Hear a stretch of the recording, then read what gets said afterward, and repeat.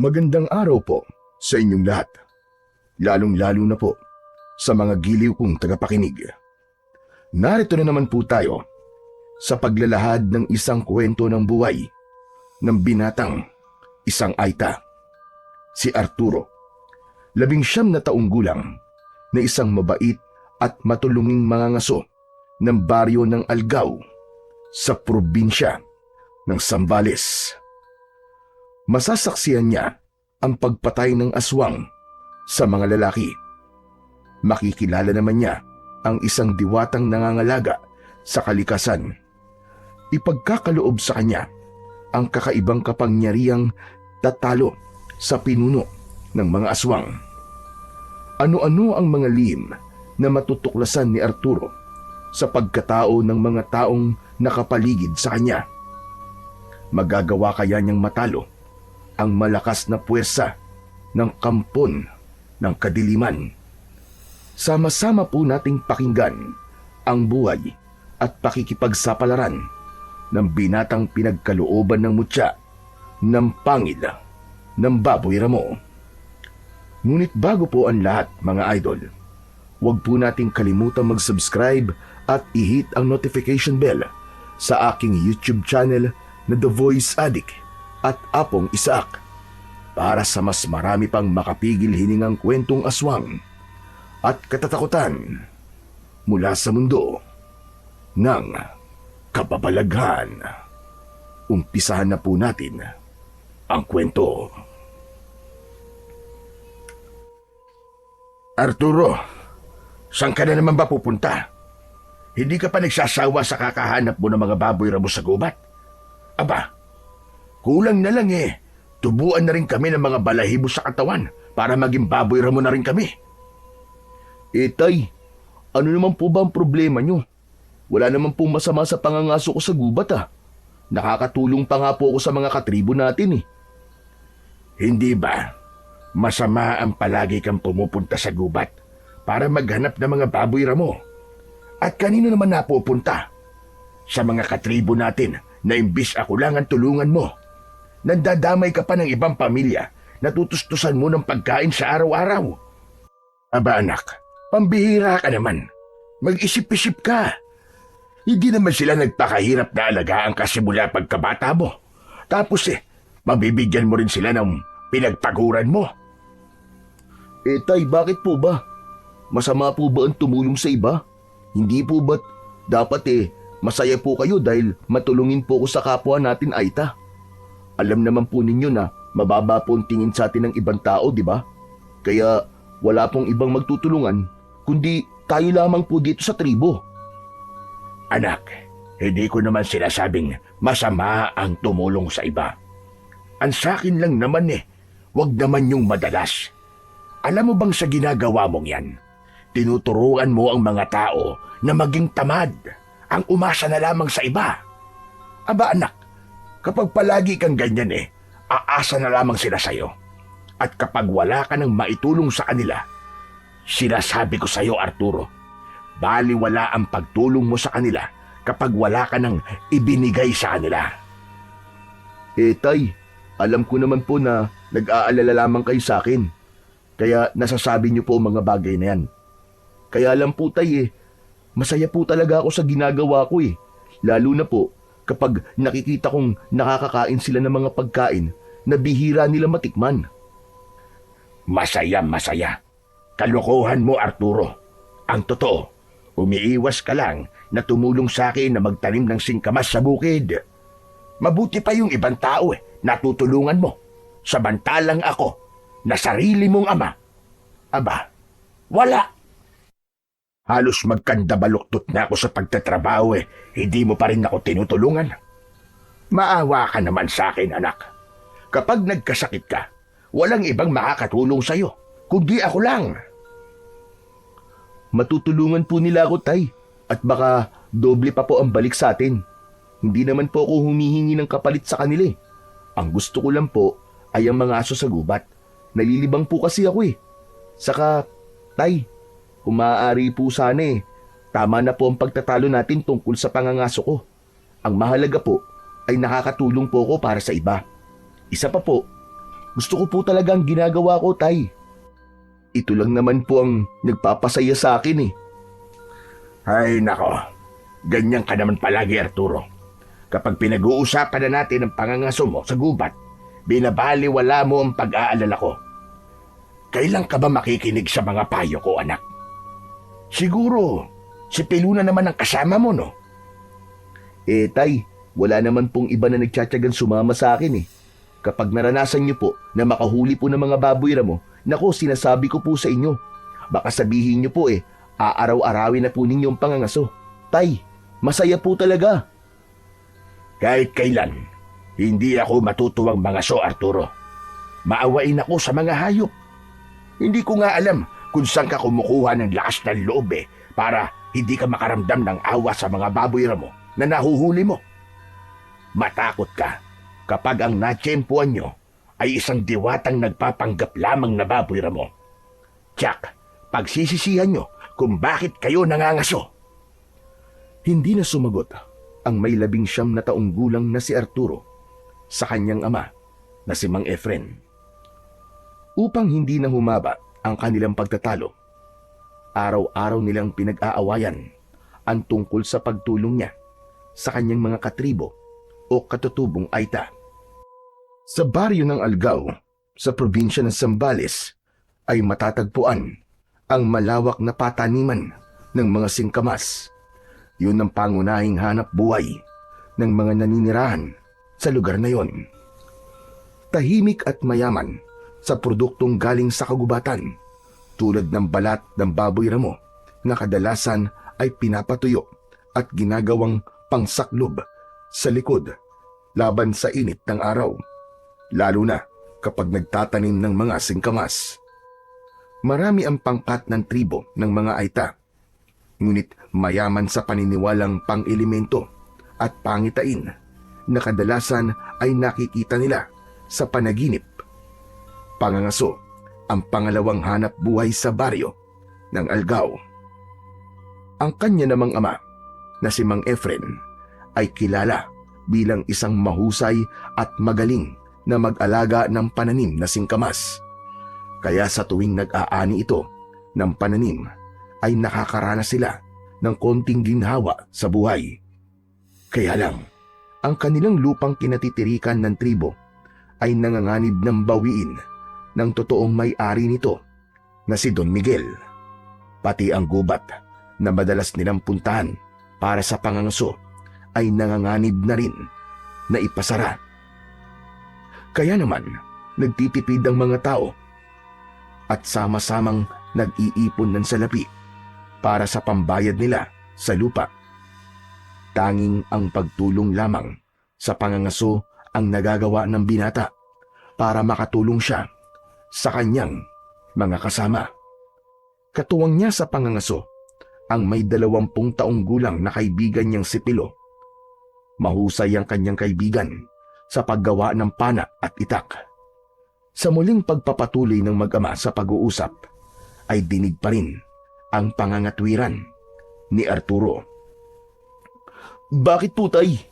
Hanggang ngayon po ba'y naniniwala pa rin po kayong merong diwata po sa kagubatan? Hindi nga po niya tayo natulungan nung sinalakay ng mga aswang ang tribo natin. Si Lolo Bagani lamang po ang lumaban sa kanila at nagtaya ng buhay para sa atin.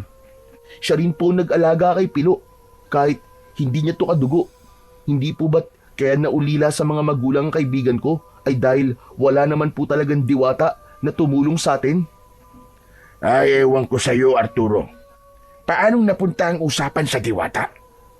Sinasabi ko lang na baka matsyempoan niyo ang diwata. Dahil alam mo kung paano magparusa ang nilalang na nagbabantay sa kagubatan. Mabuti sana kung kilala kang mabuting tao. Paano kung parusahan ka? Kapag nakaharap mo, ang diwatang madalas na magpakita sa mga tao, kabahan ka na. Dahil sa oras na ikaw ang matsyempoan niya, pahihirapan ka niya hanggang sa matuto ka. Isa pa, huwag mong kalilimutan na may kakayahan ng diwata na magpalit ng anyo. Tay, pasensya na po pero talagang hindi po ako naniniwala na may diwata. Sa ako meron naman po bakit naman po niya ako pahihirapan Tumutulong lang naman po ako sa mga nangangailangan. Dahil inuubos mo ang likas na yaman sa kagubatan. Lalo na mga hayop na malaya sanang namumuhay sa gubat. Hindi mo ba naisip na katulad lamang sila ng mga nangyari sa atin? Hindi ba't sinalakay tayo ng mga kawatan na nagnakaw sa mga kagamitan nating antigo noon? Kasunod ng pagsalakay ng mga aswang, pinatay ang pamilya natin sa pamamagitan ng pana. Kahit saan tayo magtago nun, hinahabol nila tayo na parang mangangaso sila ng hayop. O ano? Anong pinagkaiba ng mga baboy ramo na pinapatay mo sa buhay natin nun? Sige nga. Tay, wag na po ninyong ibalik ang nakaraan. Tapos na po yun eh. Ipinapaalala lamang po ninyo kung gaano tayo kaduwag noon. Tila natigilan si Mang Efren sa sinabi ng kanyang anak. Habang si Arturo naman ay naghahanda pa rin ng kanyang mga dadaling sandata papunta sa gubat. Hindi siya maaaring tumigil. Marami ang umaasa sa kanya. Dala ng sama ng loob ay iniwan siya ng kanyang ama sa sala at pumasok ito sa loob ng kwarto.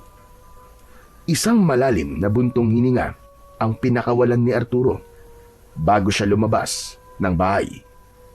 Natanaw niya ang kaibigang si Pilo na kanina pang naghihintay sa kanya. Lumapit siya rito sa labas ng kanilang bakuran. Dala nito ang itak at isang lumang gasera. Tol, parang narinig kong nagtatalo na naman kayo ni Mang Efren ah. Huwag na kaya tayong tumuloy.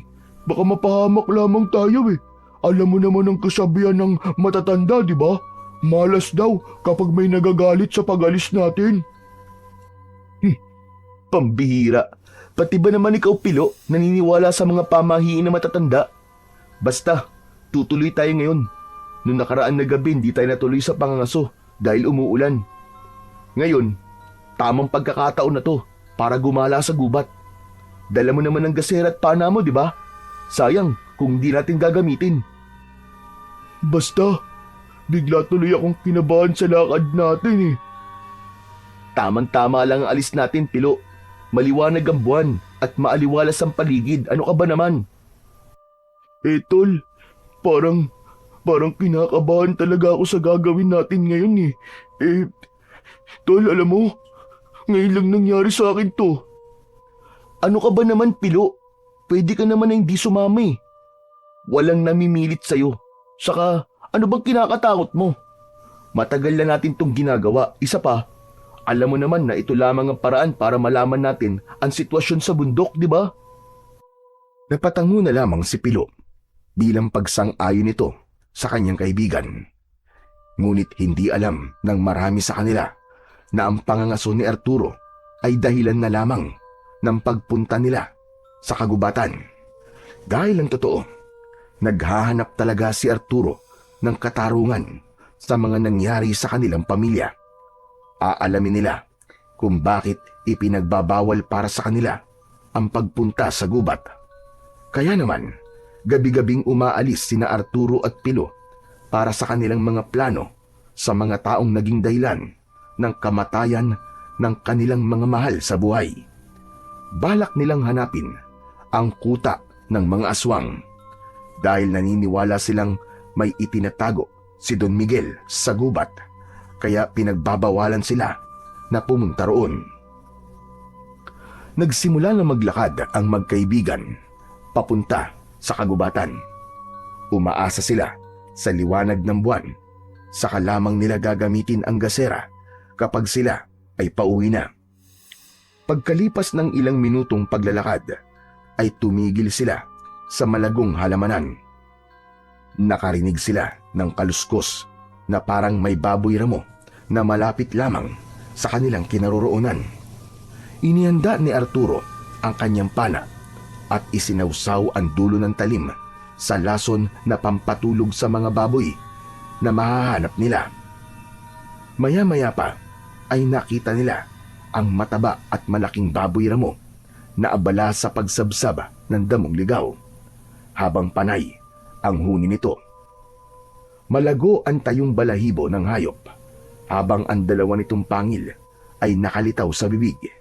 Kaya lang, tila napansin ng binata na biglang kumislap ang pangil ng baboy ramo sa liwanag ng buwan. Nagtataka siyang napatingin sa gawin ni Pilo dahil pakiramdam niya ay parang siya lamang ang nakakita ng bagay na yon. Bigla niyang naisip na kunin ang pangil nito sa oras na mahuli nila ang baboy ramo. Pilo, ako ang uhuli sa baboy ramo ha. Ikaw na muna rito sa gilid ng puno. Sige, mag-iingat ka lang, tol. Baluktot ang katawan ni Arturo na nagpalipat-lipat sa punong madadaanan niya, papalapit sa kinaroroonan ng baboy ramo. Magaan ang akbang ng kanyang paa na iniiwasan na lumika ng ingay. Hindi niya inaalis ang kanyang paningin sa baboy ramo na abala pa rin sa pagsabsab ng damo. Ngunit napapansin niya na panay ang tigil nito sa pagkain at lumilinga sa paligid na parabang may hinahanap. Kaya hindi malapitan ni Arturo ang baboy ramo. Akma na sanang sisipatin ni Arturo ang baboy ramo nang makarinig siya ng ingay mula sa kakawyan.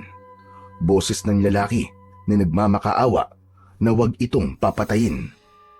Kaya naman, bumundol ang kaba sa kanyang dibdib, lalo na nang tumakbo ang baboy ramo sa kakawyan kung saan ay nagmumula ang ingay.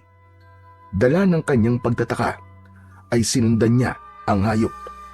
Maya-maya pa ay narating niya ang kinaroroonan ng nagkakagulong mga tao. Naramdaman din ni Arturo ang paglapit sa kanya ni Pilo habang natatanaw nila ang baboy ramo na parang nagtatago rin sa kakawyan at nakamasid sa nangyayari sa grupo ng mga kalalakihan. Tol, ano nangyayari? Tignan mo, tol. May mga kalalakihan na tila taga-kabilang baryo. Sa gitna naman ay isang lalaking nagmamakaawa. Ang sabi niya huwag daw siyang papatayin. Nangihingi lang ng tulong ang lalaking yun. Pero ang inisip ng mga kalalakihang yan ay magnanakaw ito. Sa tingin mo, ano ang binabalak nilang gawin sa lalaki? Para kasing maraming dugo ang nasa damit ng lalaking nakaluhod eh. Sa palagay ko, tol, papatayin nila ang lalaki. Tignan mo ang kanyang katawan, oh. Marami rin sugat at pasa sa kanyang balat. Halatang binugbog muna ang lalaki bago dinala rito. Teka, sandali lang, tol. Huwag mong sabihin. Tutulungan mo ang lalaking yun. Huwag na tayo makialam. Baka madamay pa tayo dyan, tol. Pero Pilo, hindi ko kaya manood na lamang dito at hintayin ng mga taong yan na patayin ng lalaki. Kilala mo ko, Pilo. Kapag nasa tama, ang taong inaargabyado ay tinutulungan ko. Pero tol, pag-isipan mo muna ng mabuti to. Baka naman nagkamali talaga yung lalaki na yan. Kapag humihingi ng awa ang isang tao, nangangahulugan na napilitan lamang siyang magkamali. Kahit mali siya, hindi ibig sabihin nun na buhay na niya ang kapalit. Diyos lamang ang may karapatang bumawi sa buhay ng tao. Pasensya na, Pilo, ngunit sa pagkakataong to, makikialam na talaga ako. Pero kapag baboy mo ang sasaktan mo, hindi ko naririnig ang mga salitang yan sa'yo, Arturo. Dahil iba ang tao, iba naman ang hayop. Saka, alam mo naman na hindi talaga pangangason sadya natin sa gubat, di ba? Kundi ang pagganap ng hustisya sa pamilyang pinatay ng mga aswang. Mahanap ko lang ang lalaking may tattoo sa kamay. Mahahanap ko na rin kung sino ang mga nag-utos sa kanya para patayin ng pamilya natin. Hindi ako titigil hanggat hindi nila pinagbabayaran ng pagpatay nila sa mga magulang mo at sa nanay ko. Natigil sa pagsasalita si Arturo nang biglang sinuntok ng lalaking may hawak na itak ang lalaking sugatan at nakaluhod sa lupa. Bumagsak ito sa gitna ng mga kalalakihan. Binugbog ng 6 na lalaki ang lalaking sugatan hanggang sa mamilipit ito sa labis na sakit. Akma na sanang iaangat ni Arturo ang kanyang pana nang biglang napansin niya ang paghaba ng pangil ng lalaking sugatan. Kitang-kita ni Pilo na biglang pumula ang mga mata ng lalaki. Hindi yun napapansin ng mga kalalakihan na abala sa pagsipa sa katawan ng lalaki. Kaya naman, sa muling pagsuntok ng mga lalaki sa nakahigang sugatang lalaki, ay nasalo nito ang paa ng mayabang na lalaki kanina. Isang kagat ang tumama sa binti ng lalaki. Nabaklas nito ang balat ng kalaban at napaupo sa lupa habang walang tigil sa pagsigaw dahil sa sakit. Habang ang 5 lalaki naman ay muling umatake sa nakaupong lalaki. Lumaban ang lalaking sugatan at sa isang iglap, nakagat nito isa-isa ang mga kalaban sa binti. Hindi pa ito nasiyahan at pinagsasasakmal nito ng kagat ang leeg ng mga nambugbog na kalalakihan. Anak ng putya, oo. Aswang na napaglaruan nila. Diyos ko, delikado sila ngayon. Ano ang gagawin ko, Pilo? Tol, wala tayong ibang gagawin kundi ang tumakas at lumayo na sa lugar na to. Baka madamay pa tayo dito. Nakita mo namang mali ang mga lalaking yun, di ba? Ipinagtanggol lamang ng aswang ang kanyang buhay. Kaya nararapat lamang sa kanila yan. Nakakuha sila ng katapat. Pero papatayin niya ang mga lalaking yun. Hindi ko siya dapat hayaan. Kailangan mapigilan siya. Hindi nga nagkamali si Arturo. Nakita nilang winakwak ng aswang ang tiyan ng mga lalaking namimilipit sa sakit dahil sa tama ng kagat sa katawan. Galit na galit ang aswang na kinuha ang laman loob ng mga lalaki at ikinalat lamang yon sa lupa. Ang hindi niya inaasahan ay ang pagsugod ng baboy ramo sa aswang. Kitang-kita nilang naglalaban ang 2 nilalang.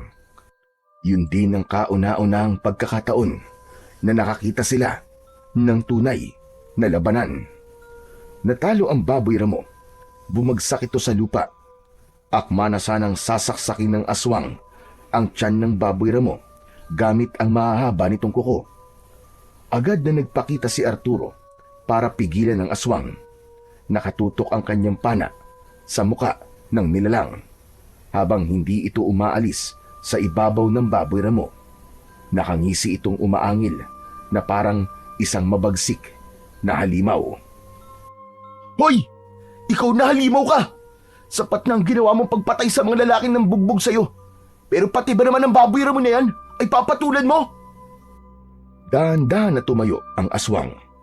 Nakalitaw ang malalagari nitong mga ngipin habang tumutulo ang malapot nitong laway na may kasama pang dugo.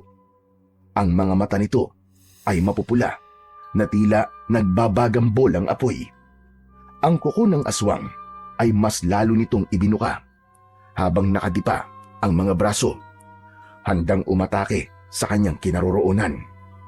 Hindi yata alam ng aswang na asintado siya sa paggamit ng pana at ang kanyang palaso ay sigurado niyang tatama sa noo ng aswang. Ang nilalang na may ulo ng asong gubat at kalahating katawan ng tao ay sapat na para malaman niyang ito ang aswang na minsan nang sumugod sa kanilang lugar. Ngunit ang mas nagpainit sa kanyang galit ay nang makita niya ang tato ng aswang sa braso. Maaaring alagad ito ng mga nilalang na pumatay sa pamilya nila. Ito ang aswang na lobo dahil sa kanilang anyo na malaasong gubat. Umangil ito ng malakas, ngunit kinagat na ito ng baboy ramo sa binti bago pa man ito makahakbang. Kaya naman, nabaling ang atensyon ng aswang sa hayop na nakahiga sa lupa. Kinagat nito sa leeg ang baboy ramo, kaya lang hindi tumalab ang pangil nito sa makapal na balat ng hayop. Hindi na nag-aksaya ng oras si Arturo. Binitiwan niya ang palaso at diretso ang pagtama sana nito sa noo ng kalaban. Kaya lang, nasalo nito ang palaso at yun mismo ang ginamit ng aswang para isaksak naman sa katawan ng baboy ramo. Nanlalaki ang kanyang mga mata dahil alam niyang may lason ang kanyang pana. Naku po, hindi maaari. Hoy aswang! Layuan mo ang baboy ramo! Dala ng gulat ni Arturo, kitang-kita niya ang ilang beses na pagsaksak ng aswang sa katawan ng baboy ramo. Kaya naman, sumugod siya rito dala ang itak na ibinigay sa kanya ni Lolo Bagani.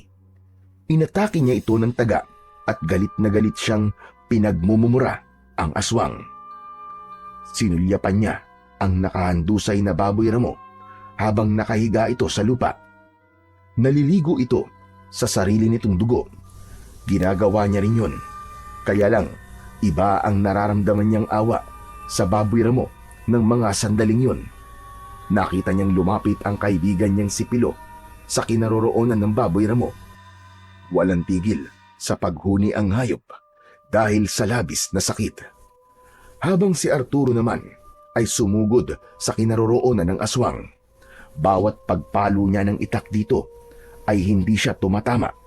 Naiiwasan nito ang bawat pag-atake niya. Kaya naman, nang makahanap ng pagkakataon ng aswang, ay gumanti ito sa kanya gamit ang matutulis nitong mga kuko. Naramdaman niyang tinamaan siya ng kalmot nito sa kanyang likod. Masakit at walang kapantay na kirot, lalo na nang bumaon ng mahaba nitong pangil sa kanyang balikat. Napasigaw si Arturo sa sobrang sakit. Saka lamang niya naalala ang pinagtalunan nilang mag-ama kanina. Ito ang sinasabi sa kanya ni Mang Efren. Ang makaengkwentro niya ang aswang na papatay sa kanya. Narinig niya ang malakas na boses ng kaibigang si Pilo. Bakas ang pag-aalala sa mukha nito. Tol!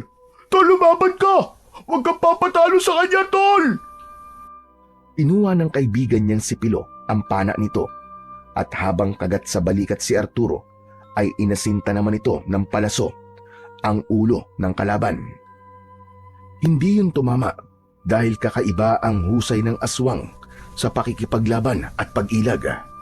Ang baboy ramo ay tumayo at walang ano-ano ay tumalo nito ng mataas at kinagat nito ang leeg ng kalaban.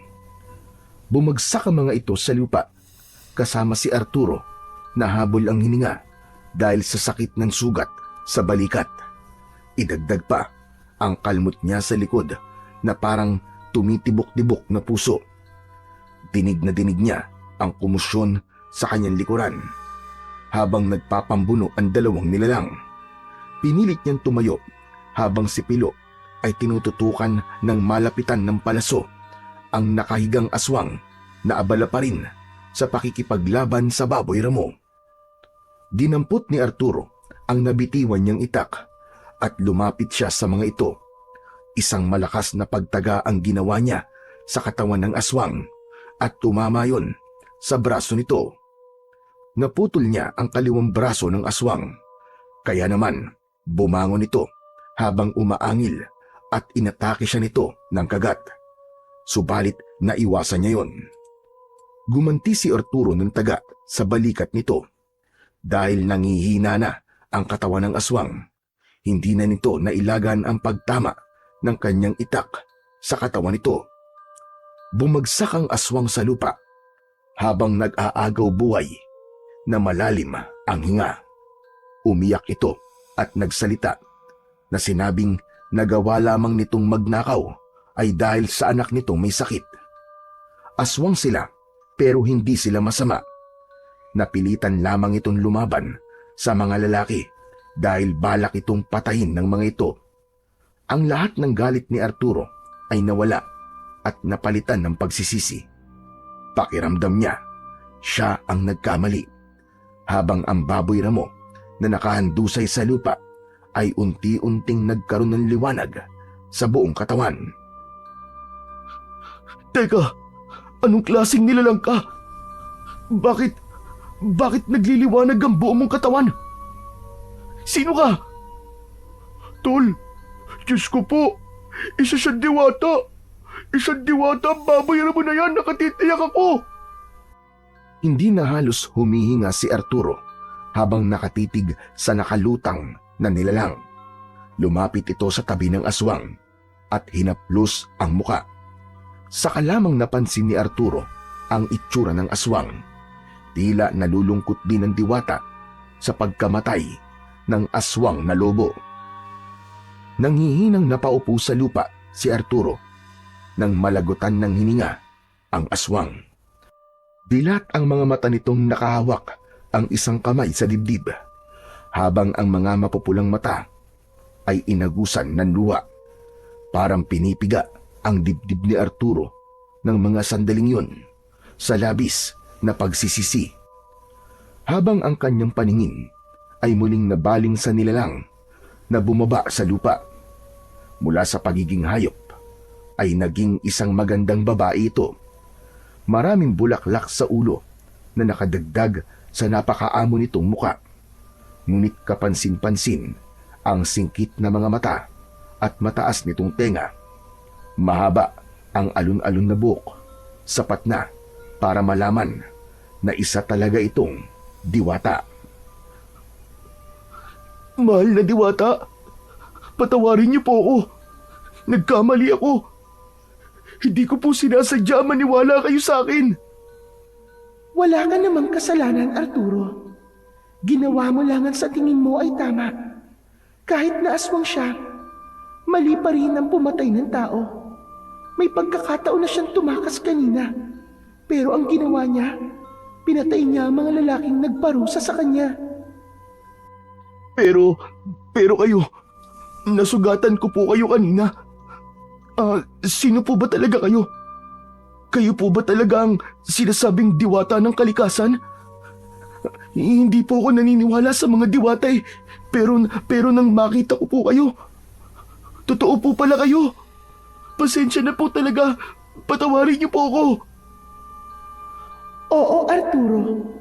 Totoo ako. Totoo ang mga diwata. At ako ang diwata ng kalikasan. At sumubok sa iyong kakayahan. Ano? Kaya po pala nang tumingin ako sa pangil ng baboy ramo, ay bigla pong kumislap yun sa liwanag ng buwan. Dahil isa po pala kayong diwata na nag-aanyong hayop. Kaya nagkaroon kayo ng kakayang magpahilom ng sugat nyo dahil hindi kayo isang ordinaryong tao. Tol, huwag na natin siyang kausapin. Magpaalam na tayo sa kanya. Tara na, umalis na tayo rito. Huwag kayong matakot sa akin. Isa lamang akong diwata na nagbabantay sa kagubatang ito. Aaminin kong masama ang loob ko sa inyo dahil sa madalas niyong pangangaso sa gubat. Pero nalaman ko na itinutulong niyo ang mga nauhuli niyong hayop sa mga katribo niyo. Ngunit nalaman ko rin na meron kayong ibang dahilan kung bakit niyo ginagawa ito. Isa pa, iniligtas niyo ang buhay ko sa kamay ng aswang na yon. Hindi niyo ba alam na isa siya sa mga aswang na sumalaki sa inyong tribo? Patunay ang kanyang tattoo na paniki sa kanyang braso. Tatak yun bilang kampo ng kadiliman. Huli na ang kanyang pagbabago. Kaya lang naman siya napahiwalay sa mga kasama niya dahil itinuturing siyang traidor ng kalahi niya. Teka. Kung ganun po, kasama po pala talaga siya sa pumatay sa pamilya namin. Pero, ano po ba ang pangalan niyo? Ako si Diwatang Ada, ang diwata ng kagubatan. Kung kanina nakita mo ang aking pangil na kumislap sa liwanag ng buwan, nangangahulugan na ikaw ang binatang pinili ng aking kapangyarihan upang pigilan ang nagbabantang pagsalakay ng maraming aswang sa inyong tribo. Nakikita kong marami na naman ang magbubuwis ng buhay at kasama kayo ng kaibigan nyo sa mamamatay. Aba, teka, sandali lang po, Diwatang Ada. Ang ibig niyo pong sabihin ay sasalakayin na naman po kami ng mga aswang na lobo? Pero bakit palagi po kami ang kanilang sinasalakay? Ano po ba ang dahilan? Dahil sa nakatagong kuweba sa lupain nyo, andun ang lumang altar ng mga aswang kung saan nakatago ang luma nilang libro na pinaglalagyan ng kanilang propesiya. Hindi ko alam kung nasaan ang lagaw nito, ngunit sigurado akong hindi pa yun natatagpuan ng kahit na sino. At kung may nakatagpo man sa lagusan ng kuweba, ay natitiyak kong itinago niya yun sa lahat sa kanyang sariling dahilan. Ikaw, Arturo, ang napili kong mangangalaga sa aking kapangyarihan. Pero wala po akong sapat na kakayahan para sa kapangyarihan niyo, Diwatang Ada. Nagkakamali ka, Arturo. Meron ka ng taglay na kakayahan kahit wala ka pang kapangyarihan. Kung nakikita mo nga ang kakaiba kong pangil, ikaw ang binatang hinirang para sa kapangyarihan. Ngunit kailangan mo munang dumaan sa isang pagsubok. Ano? Pagsubok pong ano, mahal na Diwata? Kailangan matalo mo ako sa isang duelo. Maggaan niyo kung babuira mo. Kailangan ikaw mismo makakuha sa kumikislap kong pangil. Dahil ang ibig sabihin ng noon ay pinagkalooban kita ng mutya ng pangil ng babuira mo. Teka, paano naman po ako? Kasama po ba ako sa pagsubok na ibibigay niyo po, mahal na Diwatang Ada? Hindi ka kasama, Pilo. Sapat nang maging alalay ka ni Arturo sa paggawa ng kabutihan. Protektahan mo ang kaibigan mo na walang makakaalam sa kanyang magiging misyon. Tandaan niyo, mahusay, mabilis at tuso ang kalaban. Ang aswang na nakalaban niyo ay alagad pa lang, ngunit nahirapan na kagad kayo. Paano pa kung ang mismong pinuno na ang makalaban ninyo? Matagal na hindi nakasagot si Pilo sa sinabi ng mahal na Diwata, habang si Arturo naman ay nahulog sa malalim na pag-iisip. Sa muling pagkawala ng liwanag na bumabalot sa katawan ng Diwata, ay lumitaw naman ang matikas at matabang baboy ramo. Nawala ang mga sugat sa katawan nito. Nakatayo lang ito sa kanilang harapan habang nakatitig sa nakatayo rin na si Arturo. Mabilis na lumundag ang kalaban papunta sa kinaroroonan ni Arturo. Dahil mahina ang kanyang katawan sa sugat na natamo, hindi niya naiwasan ang pagtama ng ulo nito sa kanyang tiyan. Bumagsak siya sa lupa kasama ang baboy ramo. Tinungtungan siya ng paa nito na agad naman niyang naiwasan. Ngumisi ang baboy ramo at lumitaw ang kumikislap nitong mga pangil. Akma na sanang kukunin niya yon nang muli siyang binangga ng ulo nito sa kanyang tiyan. Kaya't pasadsad siyang bumalandra sa puno. Naramdaman niya ang sakit sa kanyang sugat sa balikat. Hindi ka maaaring magpatalo sa sakit na nararamdaman sa katawan mo. Isipin mo kung paano mo makukuha ang mga pangil ko at kung paano mo ako matatalo. Dahil sa oras na matalo kita, buhay mo ang nakataya. Ang bihira namang pagsubok yan, Diwatang Ada. Wala naman po sa usapan natin ang maglaban Dahil hindi pa yan ang aabutin mo kung sakaling makaharap mo na ang pinuno ng mga aswang, Arturo. Kaya't tumayo ka. Lumaban ka, Arturo. Sandali lang, mahal na Diwata. Wala naman sanang mangyaring masama sa kaibigan ko. Kung gusto po niyong ibigay sa kanyang kapangyarihan, bakit naman po kailangan niyo pa siyang pahirapan ng ganito? Dahil kasama yon sa mga kailangan niyang pagdaanan. Sinusukat nito kung gaano katatag ang katawan ng taong pinagkalooban ng mutya ng pangil ng baboy ramo. Pagkatapos nun ay muling nagpatuloy ang labanan. At sa pagsugod ng baboy ramo, nakailag si Arturo. Nasuntok niya ng kanyang kamao ang batok ng baboy ramo at bumagsak ito ng pasadsad sa lupa. Agad na lumapit ang binata sa kinaroroonan ng nakahigang baboy ramo. Tangka na sana niyang susuntukin ulit ito sa muka nang bigla itong nakatayo at inuntog siya nito ng ulo. Pero dahil sa kagustuhan niyang magkaroon ng kapangyarihan para mabigyan ng katarungan ang nangyari sa kanyang ina at kapatid, ay nakipaglaban siya rito ng lakas sa lakas. Hindi siya nagpatinag sa malakas nitong pagbangga sa kanyang tiyan. Ibinuka niya ang kanyang hita upang ang puwersa ng baboy ramo ay mapigilan ng kanyang katawan. Hinawakan niya ito mismo sa dalawang pangil na nakausli sa bibig nito. Sa kanya iniikot sa ere kasama ng katawan ng baboy ramo. Iniharang niya ang katawan niya at bumagsak sa lupa ang baboy ramo. Naputol ang dalawang pangil nito at nagkaroon ng liwanag sa buong kagubatan. Nasilaw si Pilo. Hindi rin ito makapaniwalang nagawa ni Arturo na makuha ang pangil ng baboy ramo. Tol! Tol, nagawa mo! Natalo mo ang diwata! Biglang bumalot ang liwanag sa katawan ng baboy ramo at katulad ng inaasahan, bumalik ito sa pagiging diwata, ngunit nawawala ang dalawang ngipin. Nakangiti itong binati si Arturo sa tagumpay nito sa laban sa baboy ramo. Nakita mo na ang kakayahan mo, Arturo. Meron ka talagang taglay na kakayahan kahit wala ka pang kapangyarihan. Dahil ikaw nga ang binatang nakatakda na lalaban sa kampo ng kadiliman. Hanapin ninyo ang kinaroroonan ng kuweba dahil malaki ang may tutulong ng aklat sa nakatalang propesiya laban sa pinuno ng mga aswang na lobo. Mag-iingat kayo. Biglang naglaw ang diwata sa kanilang harapan at ang dalawang pangil ng baboy ramo ay biglang naglaho rin sa dalawang palad ni Arturo. Napalapit sa kanyang kinatatayuan si Pilo.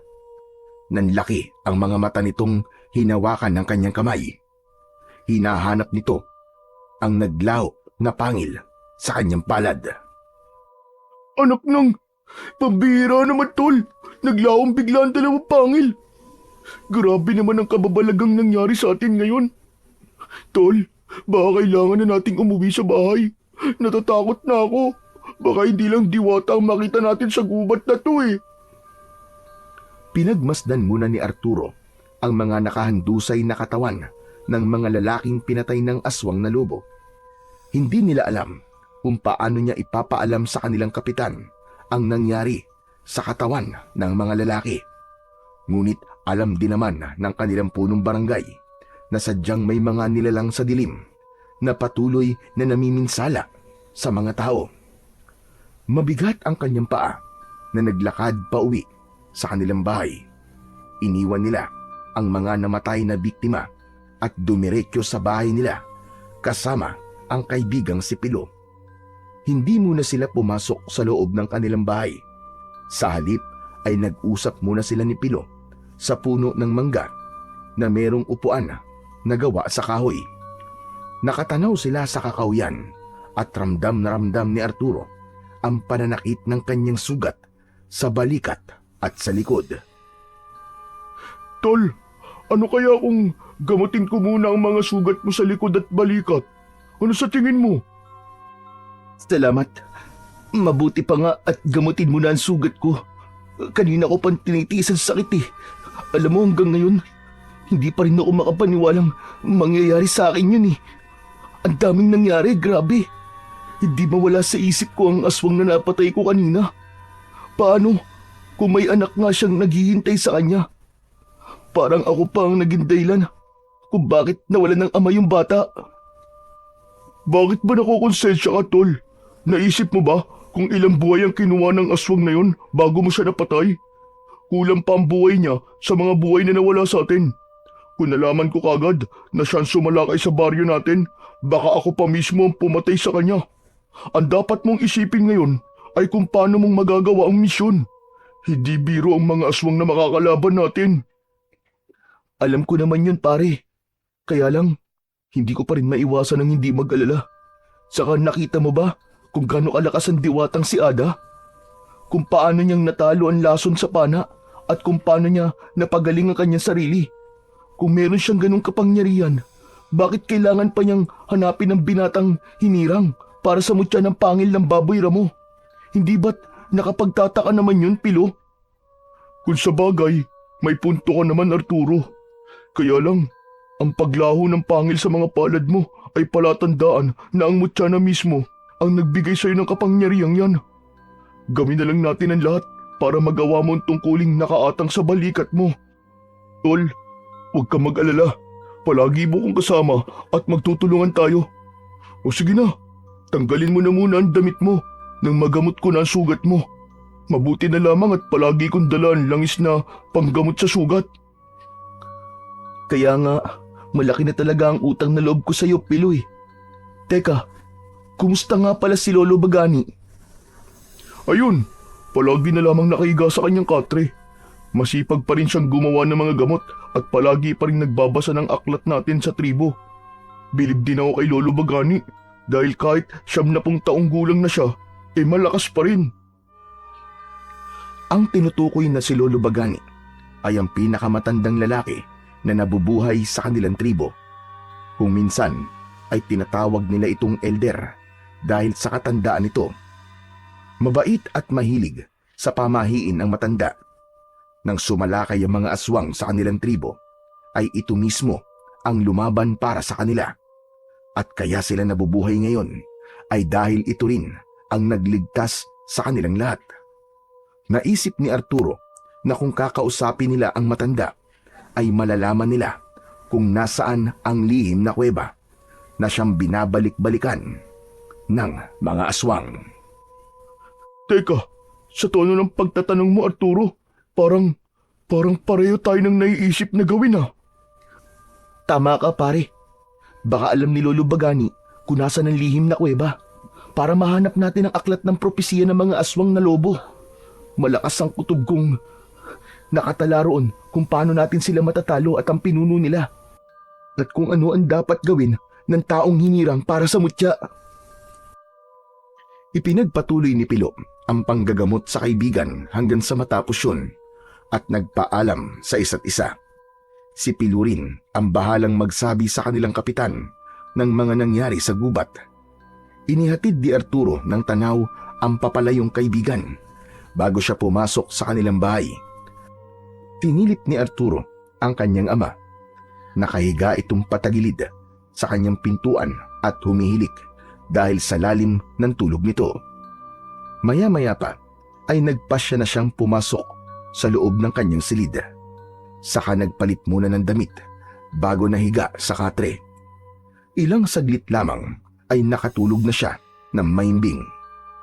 Isang masamang panaginip ang dumalaw sa pagtulog ni Arturo. Meron daw guguhong bato na malapit sa bahay ni Lolo Bagani at madadaganan nito ang matanda hanggang sa mamatay.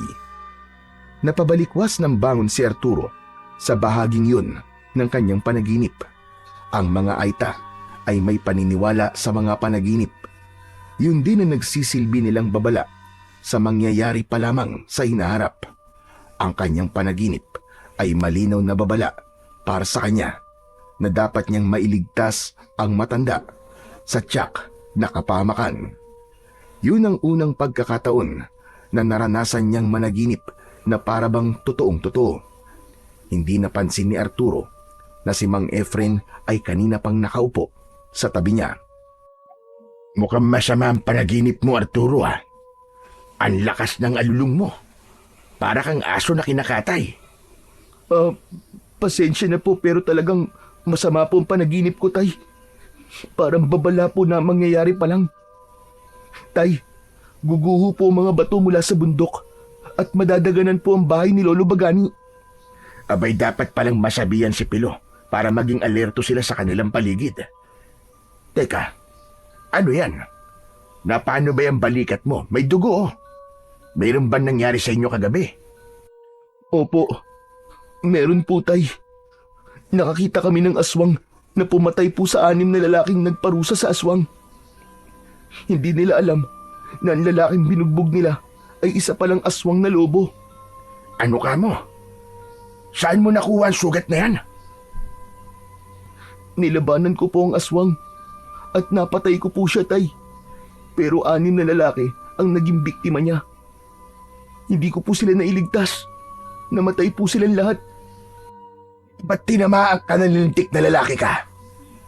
Paano kung ikaw naman ang napatay ng aswang na yun? Kaya nga sinabihan na kita na huwag ka nang lumalabas pa ng gabi. Pambihira ka naman, oo. Mabuti na lang at yan lamang ang tinamo mo. Eh kumusta naman si Pilo? Nasugatan din ba siya? Hindi po siya nasugatan, Tay. Mabuti na lang po talaga at natalo ko po ang aswang. Talagang mabuti at buhay ka pa hanggang ngayon. Teka, nasabi niyo na ba kay Kapitan ang mga nangyari sa inyo kagabi? Opo, Tay. Si Pilo na raw po ang bahalang magsabi kay Kapitan. Ah, siya nga po pala, Tay. Pupunta po muna ako sa bahay ni Lolo Bagani, ah. Mahalaga pong malaman yan tungkol sa panaginip ko eh. O sige, ikaw ang bahala. Bilisan mo lang at sumunod ka sa taniman ng singkamas. Tulungan mo akong mag-ani ng singkamas at nang maibenta natin sa palengke. Tumayo ang kanyang ama mula sa pagkakaupo nito sa gilid ng kanyang katre bago ito tuluyang lumabas ng kanyang silid at naghanda ng mga dadalin papunta sa taniman nila ng singkamas.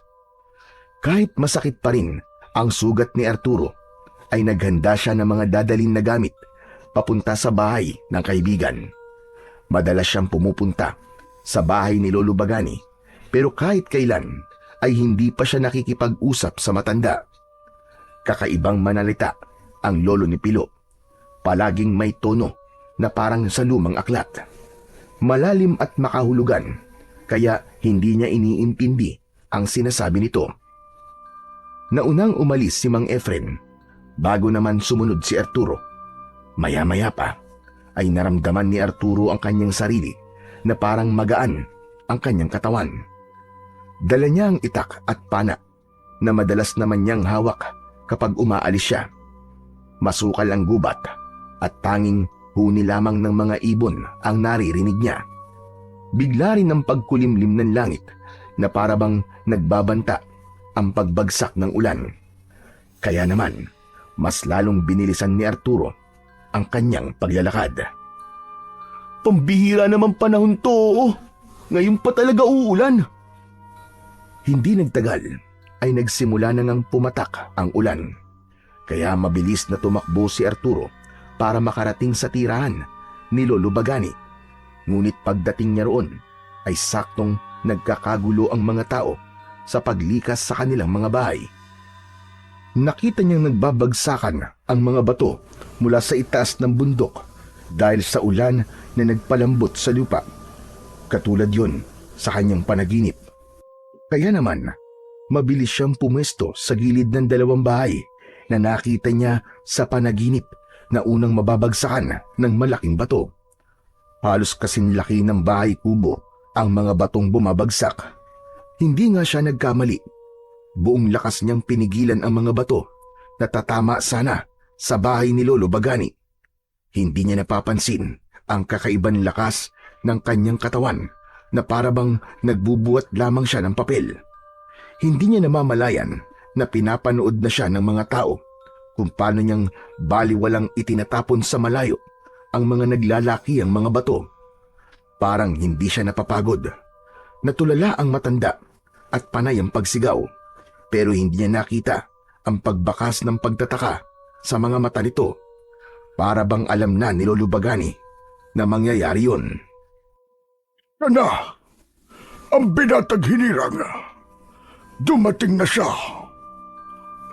Lolo, ano po ba sinasabi niyo? Hindi niyo po ba nakikilala si Arturo?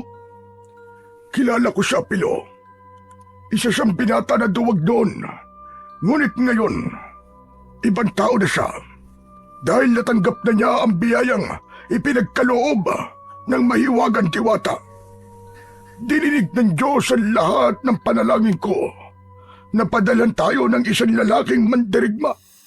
Natatapos sa muling pagsalakay ng mga aswang sa tribo natin. Siya ang hinirang. Narinig lahat ni Arturo ang sinabi ni Lolo Bagani at kinilabutan siya sa mga sinabi nito. Tila alam din ng matanda ang tungkol sa diwatang nakausap nila ni Pilo. Ang totoo, kaya siya nandito at nagliligtas ng tao ay dahil magsisimula na ang kanyang mga pangitain sa pamamagitan ng panaginip. Kaya makapaghahanda na siya bago pa man sumalakay ang mga aswang. Matinding pagsubok ang kakaharapin ng kaibigan mo, Pilo, sapagkat ang pinuno ng aswang na lobo ay lubhang mas malakas sa kanya ng 3 beses. Yun ang dahilan kung bakit mas pinili ni Diwatang Ada na maghanap ng binatang kayang tumapat sa lakas ng pinuno ng aswang. Kung ganun, ay kilala niyo rin po pala si Diwatang Ada, Lolo.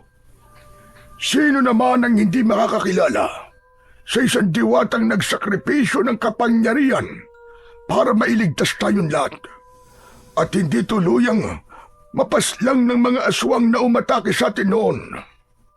Ang dahilan kaya tayo nabubuhay ay dahil minsan na tayong iniligtas ng diwata. Pero kayo po nagligtas sa amin, di ba, Lolo Bagani? Ako lang ang nakakaalam ng lahat, Pilo. Habang abala pa rin si Arturo sa pagsalo sa mga bato, ay abala rin ang maglolo sa pag-uusap na naririnig naman ng binata kahit malayo siya sa mga ito. Yun ang isa sa mga kakayahang nararamdaman niya pagkatapos na mapunta sa kanya ang mutya ng pangil ng Baboy Ramo. Nagsipag-iyakan ng mga tao nang makitang nailigtas ni Arturo ang mga katribo laban sa mga batong gumugulong. Lahat ay nagulat sa ipinakitang lakas ni Arturo. Marami ang humanga sa binata at bilang pasasalamat sa kabutihang ipinakita niya, ibinigay sa kanya ang kakaibang pana na pumatay sa pinakamalupit noon na pinuno ng aswang. Yun ang pinakamahalagang pag-aari ng kanyang mga kasama sa larangan ng kagamitang pandigma. Marami pong salamat sa panang ito, Lolo Bagani. Isa pong karangalan ang mabigyan po ng ganitong sandata. Tinagot ni Lolo Bagani ang sinabi na yon ni Arturo. Isa daw yung pagkilala sa kanyang kabayanihan at dahil doon ay mas lumakas ang paniniwala ng mga tao na siya nga ang binatang hinirang na lalaban sa mga aswang. Dumating na, mga kasama, ang bago nating tagapagligtas. Sinasabi ko na nga ba't dinidinig ng Panginoon ang ating mga dalangin.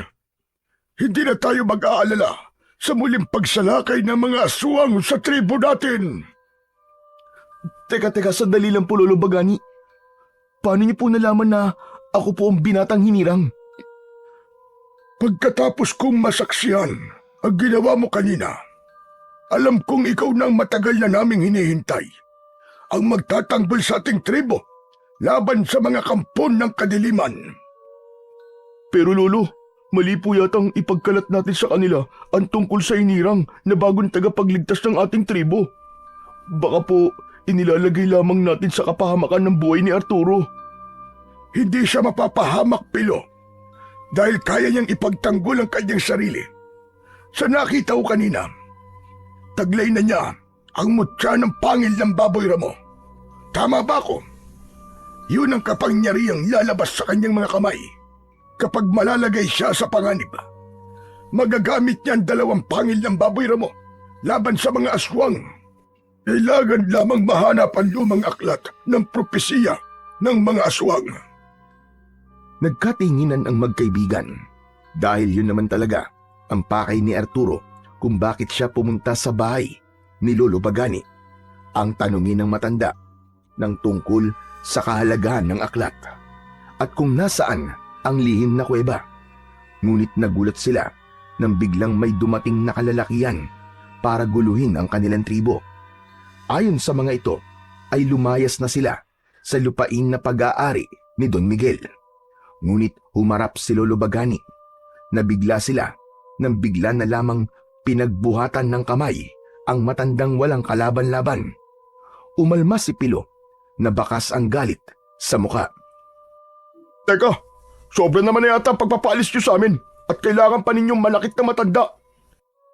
Nasaan ang mga papel niyo na magsasabing kailangan na naming lumikas sa lupain ito? Ni wala nga kayo may pakitang katibayan na sa inyo ang lupain na to. Naging mayabang ang lalaking payat na may kasamang mga armadong lalaki. Nagmamatigas ito na matagal na silang pinapalayas ng matanda sa lupain na yun. Sila lang daw ang nagmamatigas. Ang ginawa pa nito ay kumuha ng isang babaeng aita at walang awa nitong hinalikan sa harap ni Arturo. Tuluyan ng hindi nakapagpigil sa galit si Arturo. Agad na lumipad ang kanyang kamao sa mukha ng payat na lalaki at bumagsak ito ng pasadsad sa lupa. Nagalit naman ang mga kasama nito, kaya naman Sumugod ang mga ito sa kinatatayuan ni Arturo. Pinagsususuntok nila sa tiyan at dibdib ang binata. Hindi naman natinag si Arturo sa kanyang kinatatayuan. Sa halip, gumanti siya sa mga ito ng ubod lakas na suntok. Tumama ang kanyang kamao sa dibdib ng mga lalaki. Parang tinamaan ng mga ito ng malalaking bato sa dibdib at bumagsak sa lupa dahil hindi nila kaya ang lakas ni Arturo. Sinubukan ng mga ito na paputukan sila ng baril. Kaya lang, mabilis na kumilos sina Pilo at Arturo. Naagaw nila kagad ang mga armas ng mga ito at naibigay sa mga lalaking Aita na pinagtawanan ang kahinaan ng mga lalaking nanggugulo sa kanila. Dala ng galit ay nagbanta ang mga ito na babalik sila at sisiguraduhin daw na mapapatay ang magkaibigan. Sinong tinakot nyo? Hihintayin ko ang pagbabalik nyo, mga inutil. Akala nyo masisindak nyo kami? Huwag na kayong bumalik, mga bangaw! Dahil hindi kami natatakot sa inyo! Umaripas ng takbo ang mga lalaki at naiwan ang kanilang armas. Ito ang sinasabing tauhan ng matanda na madalas na nanggigipit sa kanila para mapalaya sila sa kanilang tribo. Nakarating sa kanilang kaalaman na balak ng mga ito na magtanim ng marijuana sa kanilang lugar. At yun ang dahilan kung bakit nagmamatigas pa rin sila sa lupang alam nilang hindi nila pag-aari. Maraming buhay ang masisira kapag natuloy ang proyekto at hindi alam yun ng kawani ng gobyerno dahil malaki at malawak ang impluensya ni Don Miguel. Nang tuluyang maglaw sa kanilang paningin ang mga kalalakihan ay si Lolo Bagani ang nagtago sa mga armas na balak nilang isuko sa mga pulis. Kaya lang, naisip ni Arturo na pwede nilang magamit yon para protektahan ng kanilang buhay laban sa masasamang tao. Ang mabuti pa ay pumasok muna kayo sa loob ng bahay, Arturo. Alam kong hindi ito ang dahilan kung bakit ka na parito. Opo, Lolo Bagani. Kailangan po namin ng tulong nyo. Tipilo ang nagdala ng mga baril at sumunod sa kanila sa paglalakad papasok sa bahay ang matanda. Malawak ang loob ng bahay ni Lolo Bagani na gawa sa kugon at kawayan. Mayroong mataas na silong na kailangan pang gumamit ng hagdan para makarating sa silid na madalas pagpulungan ng mga ito. Isang Aita ang lahi nila ni Pilo kasama ng kanilang pamilya at si Lolo Bagani ang patunay na mahaba ang buhay ng mga katutubo dahil naniniwala sila sa iba't ibang pamahiin. Maya-maya pa ay nakarating sila sa isang silid na mayroong nakapatong na sinaunang aklat sa istante. Naupo sila sa bangko sa harap ng pahabang mesa. Matagal ko nang inilihim ang tungkol sa kuweba. Hindi ba't yun ang gusto nyong itanong sa akin, Arturo? Napakunot ang noo ni Arturo sa tanong na yun ng matandang lalaki. Para bang nababasa nito ang iniisip niya. Kaya naman, makahulugan siyang napatingin sa kaibigang si Pilo. Pero nagkibit balikat ito na ang ibig sabihin ay hindi rin ito alam kung paanong nalaman ng matanda ang tungkol sa lihim na kuweba. Hanggang ngayon ay wala pang nakakaalam sa lihim na kuweba. Pero wala naman yon sa lupang ito. Dahil ang lago sana ay patuloy ko pa rin na hinahanap. Alam ni Don Miguel ang tungkol sa kuweba. Baka naman po kusang nagpapakita po ang lihim na kuweba sa taong hinirang para sa mutya po ng pangil na baboy ramo. Hindi, walang ganun, Arturo. Maaring hindi na natin makikita ang lihim na kuweba. Pero pwede nating malaman kung ano maaari nating may panglaban sa mga aswang na yun. Ang inaalala ko lamang po, Lolo Bagani, ang sinabi po ng diwata sa muling pagsalakay po ng aswang, marami raw po magbubuwis ng buhay. Matagal ko nang alaman tungkol sa bagay na yan, Pilo. Katulad mo, Arturo. Alam ko rin ang tungkol sa mga panaginip dahil nakakaranas din ako ng mga ganyan. Kaya nga nalaman ko na ang hinirang ay ikaw dahil sa aking panaginip. Nakita kong may isang lalaki ang pumigil sa malalaking bato. Kung ganun, Lolo Bagani, talaga po palang nakakakita kayo ng mga mangyayari pa lamang sa inaharap. Oo, matagal na, Pilo. Ikaw lang ang hindi naniniwala sa akin. Ay siya nga pala. Ano bang balak nyo ngayon? Tuloy pa rin po sa pangangaso para makatulong po sa mga katribo natin. Pangangasulan ba talaga ang ginagawa nyo? O paghahanap sa kuta ng mga aswang? Aba, Arturo, wala akong sinabi kay Lolo Bagani ha. Sadyang hindi lamang tayo makapaglihim sa kanya. Wala naman akong sinabi sa iyo, Pilo ah. Nagugulat lamang ako sa kakayahan ni Lolo Bagani. Matagal na po ba ninyong alam ang tungkol sa ginagawa namin ni Pilo? Kagabi ko lang nalaman. Matanda na ako. At alam ko kapag may itinatagong lihim ang isang tao. Kaya nga nalaman ko na si Don Miguel ay may balak na magtanim ng marijuana sa lugar natin dahil sa galaw ng kanyang mga mata. Pero mas interesado siya sa kinaroroonan ng kuweba dahil naniniwala siyang merong kayamanang nakatago roon. Isang malalim na buntong hininga ang pinakawalan ni Arturo bago siya nagpaalam sa matanda. Masyado ng matagal ang naging pag-uusap nila at kailangan niyang sumunod sa kanyang ama sa pagtatrabaho. Katulad ng inaasahan, ay nabigo pa rin siyang malaman kung nasaan ang kuweba. Mukhang mahihirapan siyang malaman kung nasaan yun at kung bakit talaga niya kailangang mahanap yun. Habang tinatahak niya ang daan papunta sa kanilang taniman ng singkamas, ay tila nararamdaman niyang may nilalang na nakasunod sa kanya.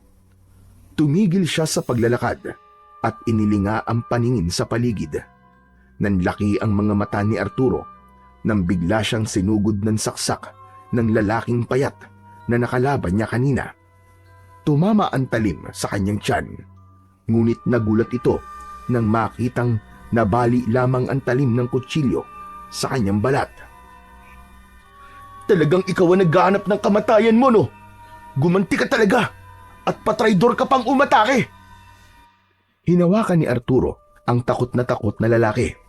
Nanlalaki ang mga mata nito. Sinuntok niya ang mukha ng lalaki. Sumugod na rin ang apat nitong mga kasama na nagtatago lang pala sa likod ng puno. Mabilis na naiwasan niya ang sipa at suntok ng mga kalaban. Pero hindi niya binibitiwan ang payat na lalaki. Isang mataas na sipa sa ere ang ginawa ni Arturo. Tinamaan sa muka ang mga kalaban. Bumagsak sa lupa ang dalawang lalaki, habang ang dalawa pang natitirang kasama nito ay tangkasan ng susugod sa kanya. Ibinato niya ang payat na lalaki sa mga ito. Kaya naman, sabay-sabay silang bumagsak ng pasadsad sa lupa. Sakto namang dumating si Pilo at dala ang naiwan niyang pana. Oh, Tol! Ano nangyari? Ang lintik na mga ito eh. Inabangan ako sa gubat at sinubukan akong saksakin. Tinamaan ako sa tiyan. Ah? Teka, nasa na sugat mo sa tiyan, Arturo? Yun na nga ang pinagtataka ko eh. Nabali lamang ang talim at hindi tumalab sa aking balat. Kung ganun pala, taglay mo ang balat ng baboy ramo. Pambihira, ilang beses ka nang nailigtas ng mutya ah. Mabuti pala at naiwan mo tong pana. Hayaan mo na, paniguradong bukas na ang gising ng mga yan. Sinulyapan nila ang 5 lalaking magkakatabing nakahiga sa lupa, habang ang kaibigan naman niya ay sumama na lamang sa kanya papunta sa kaingin ni Mang Efren. Pagkalipas ng ilang minutong paglalakad, ay narating na rin nila sa wakas ang kinaroroonan ng kanyang ama. Abala ito sa pagdudukal ng lupa para mag-ani ng singkamas. Natuwa ito nang makita si Pilo. Tumayo ito at lumapit sa kanila. Bakit naman isinama mo pa si Pilo, Arturo? Tay, kusa po siya sumama sa akin eh. Balak daw po niyang tumulong sa atin. Abay, mabuti naman kung ganun at nang maagang matapos ang trabaho ko. Masaya silang nagtrabaho sa bukid ng mga singkamas at hindi nila namalayan ang oras. Inabutan na sila ng dilim sa bukid. Balak na nilang tapusin ang pag-aani dahil hindi pwedeng abutin yun ng kinabukasan. Kaya naman, saktong naasikaso na nila ang mga singkamas. Nag-aya na ang kanyang ama na ipasok sa loob ng maliit na kubo ang inani nilang singkamas. Pagpasok ni Arturo sa silid ng imbakan, bigla siyang nakaramdam ng pag-iinit ng kanyang katawan. Butil-butil ang pawis sa kanyang noo. Tol, parang ang init ng pakiramdam ko sa lugar na to. Baka naman uulan. Kaya ganyan ang pakiramdam mo, maalinsangan. Hindi naman malalim ang sugat mo sa balikat eh. Wala ka rin naman lagnat. Pero, tol, pinagpapawisan ka ng malamig. Bakit, Pilo? Anong nangyayari kay Arturo?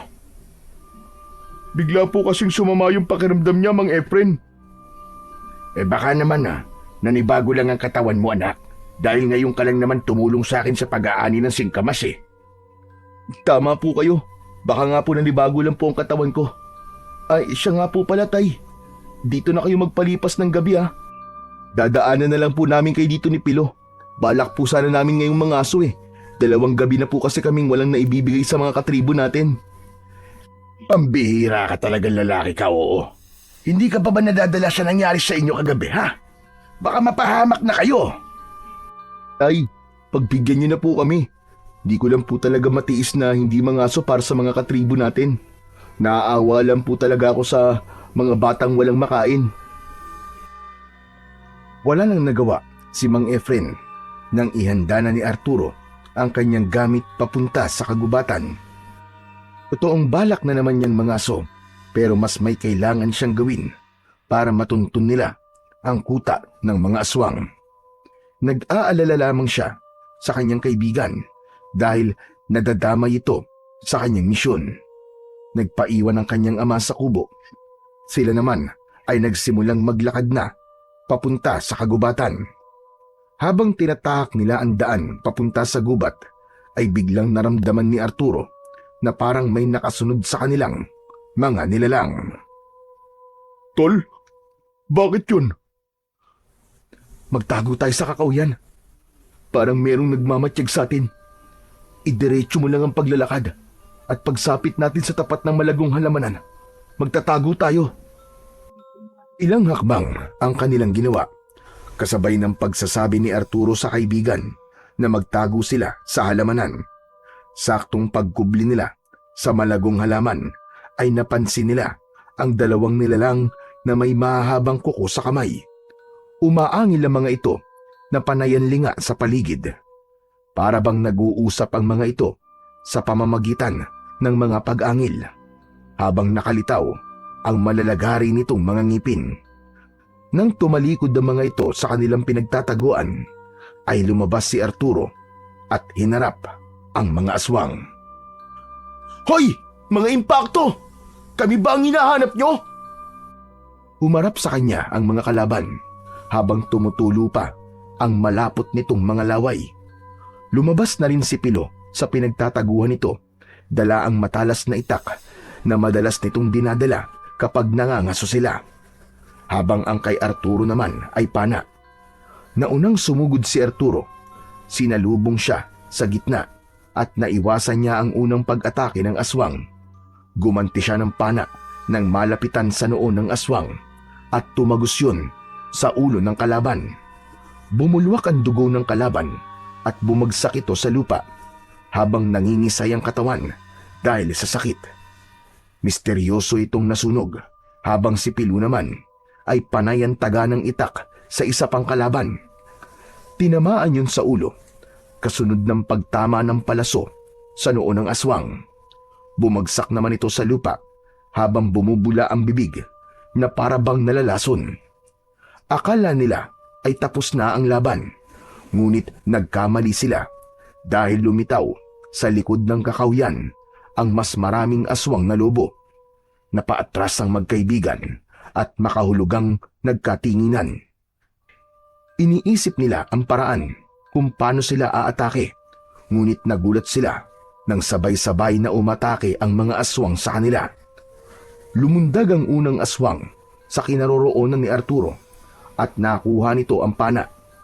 Tinamaan siya ng kalmot sa dibdib at naghilom yun. Natakot ang mga aswang sa nakita at kumaripas ng takbo ang mga ito hanggang maglaho sa madilim na bahagi ng kakawian. Agad namang nilapitan ni Arturo ang kaibigan. Sa kanya dinampot ang nabitiwan na pana ng mga aswang. Pare, ayos ka lang ba? Diyos ko, mabuti na lamang at bigla silang natakot sa atin. Hindi dapat kitang isinama rito, pare. Kung may mangyaring masama sa'yo, baka hindi ko mapatawad ang sarili ko. Tol, ano ka ba? Bakit mo sinasabi yan?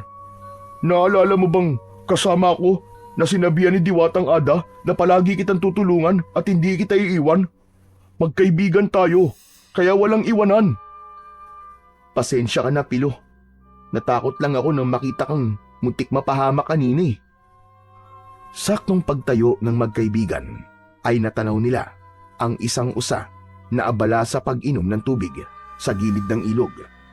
Balak na sanang panain yun ni Arturo, ngunit bigla siyang nakaramdam ng awa. Nagtaka naman ang kanyang kaibigan sa biglang pagbaba niya ng pana at napaupo sa gilid ng punong pinagtataguan nila kanina. Oh, tol, ano nangyari? Bakit hindi mo pinana ang usa? Parang hindi ko na kayang mangaso ng mga hayop, tol. Naawa na ako at nakakaramdam ng konsensya sa gagawin natin. Ang mabuti pa kaya itigil na natin to. Kaya nga nagugulat ako sa iyo, Arturo kung bakit gusto mo pa rin mangaso. Hindi ko na alam kung ano ang gusto mong mangyari. Nakalimutan mo na bang nandito tayo para protektahan ng likas na yaman ng kagubatan? Saka, baka hindi natin alam na ang usa pa lang yan ay si Diwatang Ada na naman. Baka mapahamak na naman tayo. Kapwa natigilan ang magkaibigan nang biglang nagbago ang anyo ng usa. Tama nga si Pilo. Naging si Diwatang Ada nga ito at nakangiting nakatingin sa kanila habang nakalutang sa ere at lumiliwanag ang katawan. Pambira! Pinag-uusapan pa lang natin Andyan na naman siya! Salamat naman at unti-unti na ninyong pinahahalagahan ang mga hayop na naninirahan sa kagubatan. Hindi na kayo mangangaso ng mga baboy ramo. Dahil kayo na ang mangangaso ng mga aswang. Simula sa gabing ito ay wala kayong ibang gagawin kundi ang maghanap ng mga aswang sa gubat. Malakas ang kutob kong nalalapit na ang kanilang pagsalakay. Diwatang Ada, pasensya na po kung muntik na naman kaming makagawa ng kasalanan. Nakausap na po namin ang pinakamatandang lalaki sa aming tribo at hindi rin po nila alam kung nasan po ang lihim na kuweba. Madaling malaman kung nasan ang kuweba, Arturo. Dahil ikaw lang ang makakaramdam ng kakaibang init ng katawan kapag natapat ka sa lagusan ng kuweba. Kaya kita pinagkalooban ng kapangyarihan ng mutya ng baboy mo. Dahil ang gusto ko, ikaw mismo makatuklas sa lagusan ng kuweba. Teka, sandali lang po, Diwatang Ada. Sa kubo po, bigla po ako nakaramdam ng init ng katawan na para bang sinisilaban po ako ng apoy. Opo. Totoo po ang sinasabi ni Arturo. At naramdaman po niya yun sa kubo na imbakan po ng singkamas. Kung ganun, bilisan niyong bumalik roon. Kailangan ninyong maunahan ng mga aswang na lobo sa paghahanap ng lagusan. Pakiramdaman mo lang ang katawan mo, Arturo. Kapag nasa lagusan ka ng kuweba, makakaramdam ka ng hindi maipaliwanag na init ng katawan. Dahil yun sa proteksyong nakalagay sa bukalan ng kuweba. Ibig sabihin, wala po palang lihim na kuweba sa mismong tribo namin at nakatago pala yun sa imbakan ng singkamas. Bumundol ang kaba sa dibdib ni Arturo nang maalala na nasa kubo ang kanyang ama. Kaya naman, kasabay ng paglalaho ni Diwatang Ada, ay mabilis na tinahak ng magkaibigan ang daan pabalik sa kubo na pag-aari ni Mang Efren. Pagdating nila sa kubo, ay napansin kagad ng magkaibigan na tahimik ang buong paligid.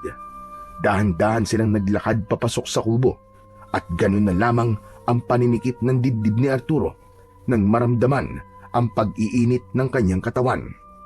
Mahigpit niyang hinawakan ng kanyang pana habang dahan-dahang humahakbang papasok sa silid. Tay! Tay, nandiyan po ba kayo? Walang tugon na natanggap si Arturo mula sa kanyang ama. Kaya naman, tuloy lamang siya sa paghakbang papalapit sa loob ng silid. Nagulat si Arturo nang tumambad sa kanyang paningin ang nakatambak na singkamas sa gilid. Nakaangat ang katre. Hindi yun sahig, kundi isang pinto papunta sa ilalim ng lupa. Takot na takot si Arturo at ayaw na sana niyang malaman kung ano ang nasa loob ng lagusan. Sana nagkakamali ako, Pilo. Diyos ko, patawarin ako ng Diyos sa mga naiisip ko. Tol, kahit ako umaasang sana walang kinalaman si Mang Efren sa pagkamatay ng mga magulang ko. Pati ng kapatid at nanay mo.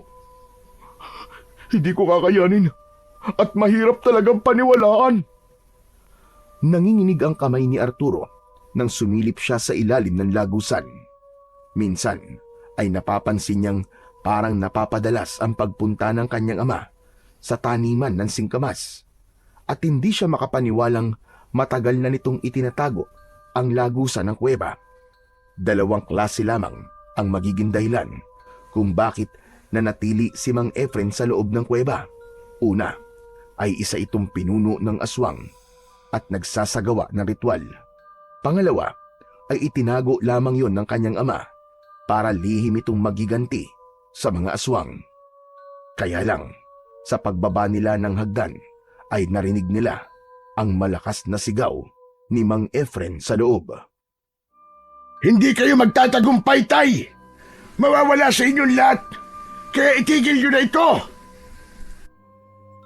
Sumagot ang pamilyar na boses na umaalingaw-ngaw sa loob ng kuweba.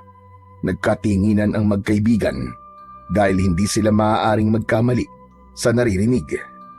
Tinawag ni Mang Efren na tatay ang may-ari ng boses na walang tigil sa kakatawa hanggang sa tuluyang nakababa na ang magkaibigan sa saig ng kuweba at nakita nila si Mang Efren. Nakadapa ito sa saig ng kuweba habang nakagapos ang dalawang kamay sa likuran. Sa altar naman na gawa sa bato ay naroroon si Don Miguel kasama ang mga tauhan nitong nanggigipit sa kanila. Napataklob ng palad si Arturo sa sarili niyang bibig, lalong-lalo na si Pilo. Pareho silang nagulat sa mga natuklasan. Hindi sila makapaniwalang tatay ni Mang Efren si Don Miguel, ngunit pinapahirapan nito ang sariling anak. Dahil sa aklat na hawak nito, kumuha ito ng sulo at sinunog ang aklat ng propesiya. Kaya naman, nagpakita si Arturo para mapigilan ang tangkang pagsira ng matanda sa aklat. Tay, anong ibig sabihin ito? Narinig ko ang lahat at alam kong tinawag mong tatay ang matandang to. Anak, lumayo ka sa kanya. Parang awa mo na. Hindi siya ordinaryong tao, anak. Dahil siyang pinuno ng mga aswang na lobo na pumatay sa mga kapatid mo at nanay mo. Lumayo ka sa kanya. Papatayin ka niya, anak. Tumawa ng malakas ang matandang aswang na si Don Miguel habang nagmamalaking ipinakita kay Arturo ang libro. Hindi raw ito makakapayag na makuha ni Arturo ang aklat. Napuno ng galit ang dibdib ng binata nang malaman na ang mismong lolo niya ang nagpapatay sa kanyang ina at mga kapatid. Hindi ko kayo matatanggap na lolo. Masama kayong nilalang. Pinatay niyo ang nanay ko at mga kapatid ko. Sumingit sa usapan ang galit na si Pilo. Naluluwa ang mga mata nito dahil biktima rin ito ng kasamaan ni Don Miguel. Kahit magbuwis pa ako ng buhay, mapatay ko lamang kayo, Don Miguel. Ay gagawin ko. Ako ang papatay sa iyo, matanda ka. Mamatay ka na. Hindi na napigilan ni Arturo ang pagsugod ng kanyang kaibigan sa kinaroroonan ni Don Miguel. Kaya hindi nito naiwasan ang pagsuntok ng matanda sa muka ng kanyang kaibigan. Ipinakita nito kung paano nitong sinakal sa leeg si Pilo. Bumundol ang kaba sa kanyang dibdib. Bitiwan niyo ang kaibigan ko! Ang sama niyo! Wala kayong puso! Tila hindi na nagawa ni Arturo ang magtimpi. Nakalimutan niyang ama ito ng kanyang tatay. Kaya naman, hinila niya ang tali ng kanyang pana at pinuntirya niya ang noo mismo ni Don Miguel. Mabilis siya na nasalo ni Don Miguel. Saka nito binitiwan ang nasakal na si Pilo. Bumangon si Mang Efren at humarang ito sa harapan ni Arturo. Huwag mong saktan ang anak ko. Pinagsisisihan kong tinanggap kitang ama ko. Kampung ka na kadiliman. Wala kang kwentang ama! Mas lalo lamang nagalit si Don Miguel at inutusan nito ang mga alagad na umatake sa kanilang kinaroroonan. Tila hindi nito inisip na anak nito si Mang Efren.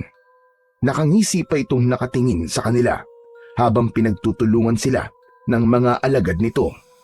Itinulak ni Arturo ang kanyang ama at inihagis niya rito ang kanyang pana. Tay! Gamitin niyo po kapag kinakailangan! Nilapitan ni Arturo ang kanyang ama at kinalagan niya ng tali si Mang Efren. Bago niya hinarap ang mga kalaban, naramdaman niya ang pag-iinit ng kanyang katawan habang nakatingin siya sa gawin ni Pilo. Walang malay ang kanyang kaibigan sa isang tabi. Isang malakas na paglitaw ng liwanag sa kamao ni Arturo ang nagpatigil sa mga kalaban. Lumitaw rin ang 2 pangil ng baboy ramo sa kanyang kamay at inihanda niyang gamitin sandatayon laban sa kampon ng kadiliman. Subalit hindi natakot ang kanyang lolo Miguel. Sa halip ay natuwa pa ito at sinabing hindi raw ito mahihirapang hanapin ang bagong tagapagmana sa mutya ng pangil ng baboy ramo. Anak, mag-iingat ka. Hindi na siya Lolo Miguel mo dahil tuluyan na siyang sinapian ng hari ng kadiliman. Ikaw lang ang makakapagpalaya sa itim na kapangyarihang bumabalot sa katawan niya. Ang boses ng nagtataglay ng pangil ng baboy ramo ang makakapatay sa kanya, anak. Kailangan mo mabawi ang aklat sa kamay niya. Tumawa ng malakas si Don Miguel at sinenyasan ang mga alagad nito na sumugod sa kinaroroonan ni Arturo. Sabay-sabay na umatake ang mga kalaban sa kanya at mabilis siyang umatake rin ng pagsugod sa mga ito. Paikot niyang sinaksak ang mga kalaban gamit ang matulis na pangil ng baboy ramo. Bawat tamaan ng kanyang sandata ay bumabagsak ang mga ito sa sahig ng kuweba habang umaangil. Ngunit nagtataka siyang bumabangon ang kalaban sa tuwing tinatamaan niya ang mga ito. Tila hindi tinatablan ng kanyang sandata ang mga kalaban. Naramdaman ni Arturo ang paghawak ng mga aswang sa tigkabilaan niyang mga braso. Ngunit tinulungan siya ng kanyang ama nang isa-isa nitong pakawalan ang palaso at tumama yon sa ulo ng mga aswang. Tumagos yun hanggang sa batok ng mga ito. Muling bumagsak sa saig ng kuweba ang mga kalaban habang umaangil. Ngunit laking gulat nila nang makitang bumabangon na naman ang mga aswang na lobo at pasugod sa kinaroroonan ng kanyang ama. Tay! Ano po nangyayari? Bakit hindi po sila tinatabla ng sandata ko? Dahil hawak ng pinuno ang aklat ng propesiya at nabasa niya sa aklat kung paano lalabanan ang epekto ng kapangyarihan ng mutya ng pangil ng baboy ramo. Tay! Kailangan niyo po makalabas dito. Umalis na po kayo. Mukhang hindi ko na po sila kayang labanan. Masyado na po silang malakas. Hindi kita iiwan, anak. Kahit anong mangyari, patutunayan natin na hindi sila magtatagumpay. Kailanman na hindi sila mananalo laban sa puwersa ng kabutihan. Kaya anak, mag-focus ka lang kung paano mo mababawi ang aklat. Kaya mo yan! Lumaban ka, anak! Nakita ni Arturo na sinusunog ng matanda ang aklat. Kaya naman, mabilis siyang tumakbo sa kinaroroonan ng matanda. Agad siyang lumundag para bawiin ang libro, ngunit nasalo siya nito gamit ang malalaki nitong kamay. Nasakal siya ni Don Miguel. Hindi siya makagalaw dahil sa kakaibang lakas nito. Umangat ang kanyang paa sa saig ng kuweba habang ang kanya namang ama ay tumakbo papalapit sa kinaroroonan ng mga ito. Pinana nito ang binti ni Don Miguel, ngunit hindi nito pinansin ang bumaon na pana sa paa nito. Mas lalong humigpit ang pagkakasakal nito sa kanyang leeg at naramdaman ni Arturo ang pagbaon ng kuko nito sa kanyang laman, kasabay ng paghagis nito sa kanya papunta sa altar. Bumagsak siya sa kinatatayuan ng kanyang ama habang nakatutok ang pana nito sa muka ni Don Miguel. Namimilipit sa sakit si Arturo nang muli siyang bumangon. Arturo anak, ikaw na lang ang umalis. Isama mo si Pilo at sunugin mo ang kubo. Sama-sama na kaming mamamatay sa loob ng kuwebang ito. Ang bahay na naging tirahan ng mga magulang ko noon. Hindi kita iiwan dito, Tay. Lalaban ako hanggang sa huli. Muling tumuwid ng tayo si Arturo habang ang maliwanag na mutya sa kanyang kamay ay nagsimulang maglagablab na parang apoy. Saka naman nagkamalay si Pilo sa tabi ng altar sa likod ng nakangising si Don Miguel. Hindi nito napapansin na unti-unti nang tumatayo si Pilo para agawin ng aklat sa kamay ng pinuno ng mga aswang. Nilibang ni Arturo ang kalaban habang hindi pa rin ito napapansin si Pilo. Ngunit nabigla sila sa pagbabagong anyo ng matanda. Pinunit nito ang damit at kitang-kita nilang binitiwan nito ang aklat ng propesiya. Kinuha yun ni Pilo ng tahimik at nagtago sa ilalim ng altar na gawa sa bato habang hinahanap ang pahina na babasahin ni Arturo sa sandaling mahawakan na niya ang aklat. Tay, unti-unti na po siya nagpapalit ng anyo. Ano na po ang gagawin ko? Kailangan mo magpakatatag anak. Ako naman ang bahala sa mga alagad niya. Agad na sinalubong ng kanyang ama ang mga alagad na umaatake sa kanila. Gamit ang pana nito ay panay ang pagpapalipad nito ng palaso. Kahit tagtad na ang katawan ng mga kalaban ay hindi natitinag ang mga ito. Habang si Arturo naman ay hindi inaalis ang paningin sa pinuno ng mga aswang na lobo. Naabala pa rin sa pagpapalit ng anyo. Hindi man niya kayang patayin si Don Miguel, subalit gagawin niya ang lahat para mawala ang itim na kapangyarihan ng dilim, para mawala ang sanib nito sa katawan ng kanyang lolo. Humaba ang bibig ni Don Miguel hanggang sa maghugis yun na para sa asong gubat. Kasunod ng paglitaw ng malaalambre nitong balahibo. Ang kamay at braso na nababalutan ng balahibo ay kitang-kita niyang tinubuan ng mahabang kuko sa daliri. Kasunod ng paglitaw ng malalagari nitong mga ngipin at buntot na nakabaluktot na parang karit.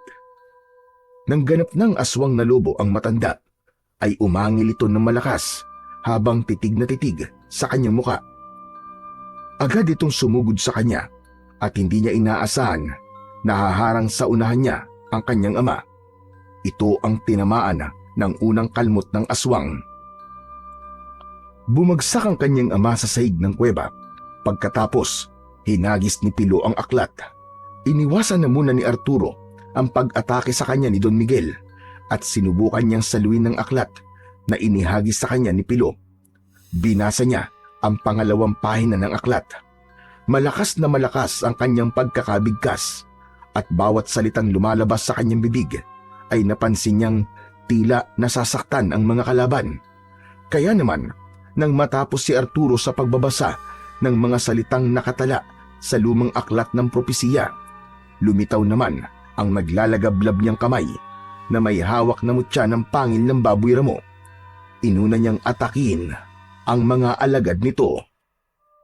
Mga hayop kayo! Ito na ang katapusan nyo!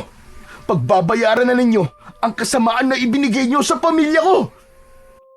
Ubod lakas na ibinaon ni Arturo ang kanyang sandata sa alagad ng matanda at bawat tamaan ng pangil ng baboy ramo ay kagad na nasusunog ang mga ito at namamatay. Habang ang iba naman ay bumubula ang bibig habang nagkikikisay ang katawan. Biglang tinablan ng mga ito ng kanyang sandata matapos niyang mabigkas ang mga salita sa libro.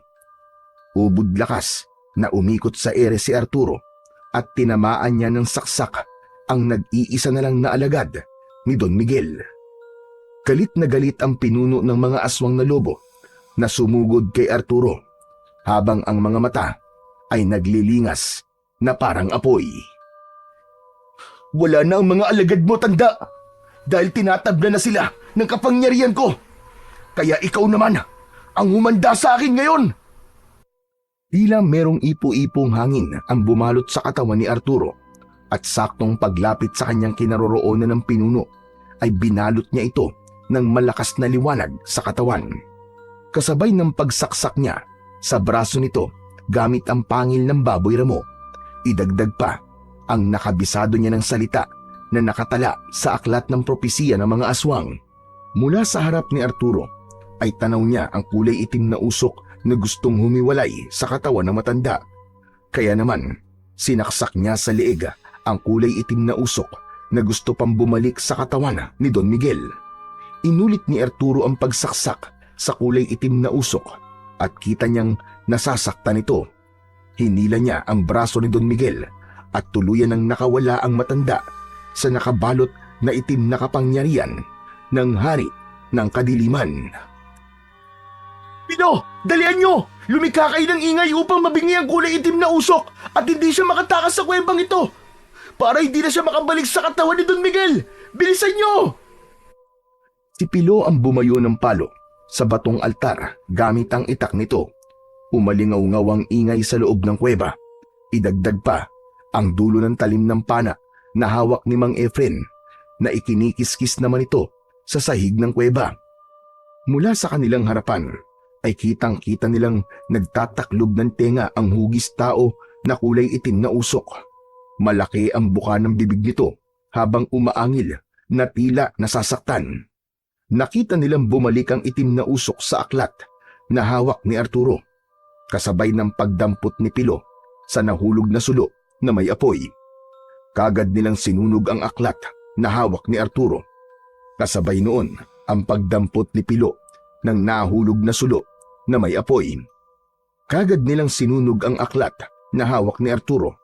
Naririnig nila ang nakakakilabot na huni ng aswang sa loob ng aklat hanggang sa tuluyang maging abo ang mga yon.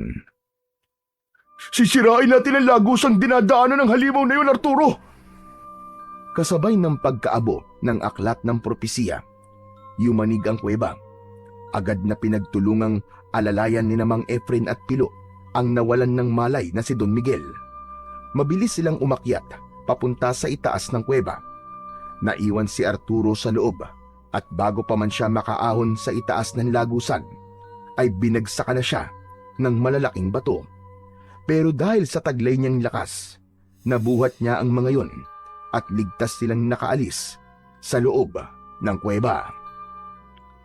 Nilamon ng hukay ang kubo kasama ang mga inani nilang singkamas.